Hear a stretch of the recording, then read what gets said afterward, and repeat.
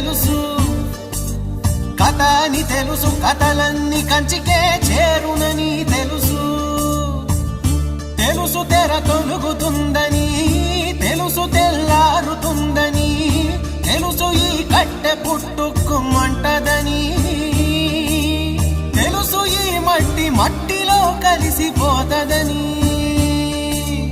ఇన్ని తెలిసి ఇరకాటంలో పడిపోతావు ఎందుకని? మాయా